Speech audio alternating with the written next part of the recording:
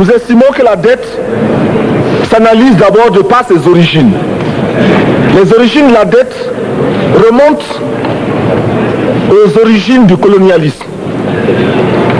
Ceux qui nous ont prêté de l'argent, ce sont ceux-là qui nous ont colonisés. Ce sont les mêmes qui géraient nos États et nos économies. Ce sont les colonisateurs qui endettaient l'Afrique auprès des bailleurs de fonds, leurs frères et cousins. Nous étions étrangers à cette dette. Nous ne pouvions donc pas la payer.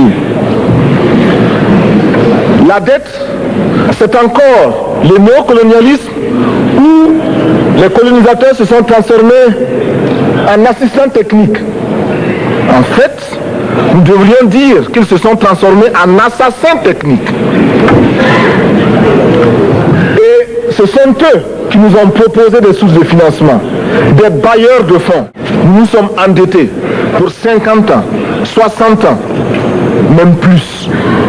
C'est-à-dire que l'on nous a amenés à compromettre le peuple pendant 50 ans et plus. Mais la dette, c'est sa forme actuelle. Contrôlée, dominée par l'impérialisme. Une reconquête savamment organisée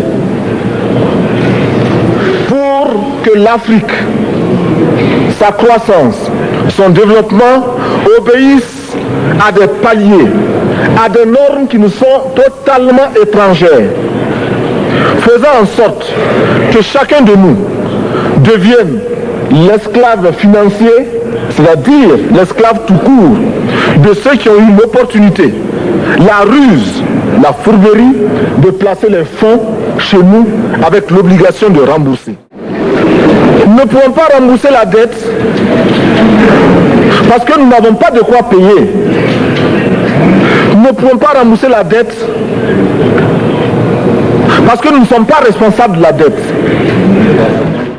Nous ne pouvons pas payer la dette parce qu'au contraire les autres nous doivent ce que les plus grandes richesses ne pourront jamais payer, c'est-à-dire la dette de sang. C'est notre sang qui a été versé. On parle du plan Marshall qui a refait l'Europe économique, mais on ne parle jamais du plan africain qui a permis à l'Europe de faire face aux hordes hitlériennes. Qui a sauvé l'Europe? C'est l'Afrique. On en parle très peu. On en parle si peu que nous ne pouvons pas, nous, être complices de ce silence.